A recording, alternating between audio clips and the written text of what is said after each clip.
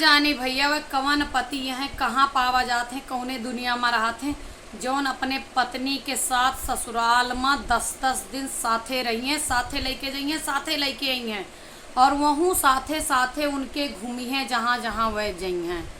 हियाँ हम आपका बताए दे, जब से ब्याह भा ना भाई का ब्याह पर रहा तो बाराते गए हैं, करे अलावा वह ना गए। सही बात यह हमारी ज़िंदगी से जुड़ी हुई है। दूसर बात यह, जब कब्बो कही देव कि ले जाए आए, चला पहुँचाए आवा या ले आवा, तो कहिए ठीक है तू चली जा, हम ले आ जावे। और जब हम हुआ से फ़ोन कह देवे कि हे आवा हमका ले चला, कहिए ऑफिस में अर्जेंट मीटिंग चलत है, 1 हफ्ता लगातार कॉन्फ्रेंस है, बिल्कुल ही नहीं आ सके, और लड़का के स्कूले का काज होता है, तू वहरी से चली आवा।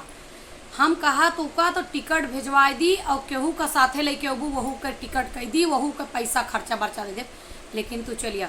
अगर आप सबके आसपास इस पति हुई हैं तो कमेंट करिए।